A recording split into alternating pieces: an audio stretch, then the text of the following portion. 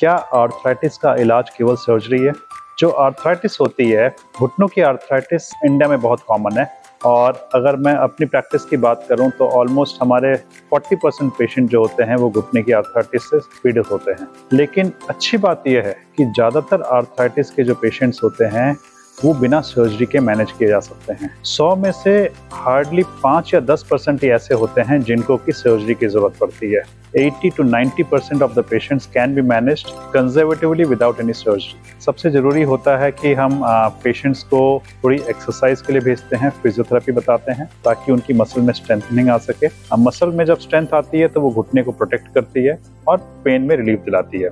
इसके अलावा हम कुछ सप्लीमेंट्स देते हैं जो कि कैल्शियम, विटामिन डी। अक्सर आर्थराइटिस के साथ ऑस्टियोपोरोसिस भी होती है तो ऑस्टियोपोरोसिस का भी इलाज किया जाता है। उसके साथ साथ पेशेंट को ये बताया जाता है कि उनको अपनी लाइफस्टाइल में थोड़े बहुत चेंजेस करने पड़ेंगे, जैसे कि अगर सीढ़ियाँ चढ़नी है तो रेलिंग पकड़ के चढ़ें या फिर नीचे बैठना थोड़ा अवॉइड करें, उकड़ होकर बैठना अवॉइड करें। इस तरह के थोड़े बहुत जो प्रिकॉशंस लेने से, लाइफस्टाइल मॉडिफिकेशन करने से भी पेन में आराम आता है। और उसके साथ साथ कुछ दवाइयाँ दी जाती हैं जो कि बेसिकली सप्लीमेंट्स होती हैं, जिनमें कैल्शियम, विटामिन डी तथा जॉइंट की लाइनिंग को मजबूत करने की दवाई दी जाती है। तो इस तरह से हम देखते हैं कि ये कुछ बेसिक चीज अगर हम फॉलो करें तो उससे काफी आराम आता है। कुछ एड्स भी आते हैं जिनको पहन के पेशेंट को आराम आता है, कुछ नी कैप आते हैं तथा कुछ ब्रेसेस भी आते हैं। इन सबको पहन के भी पेशेंट्स को काफी रिलीफ आता है। तो ऑलमोस्ट 80 to 90% पेशेंट्स जो हैं, आर्थराइटिस के जो पेशेंट्स होते हैं, उनको सर्जरी की जरूरत नहीं पड़ती है।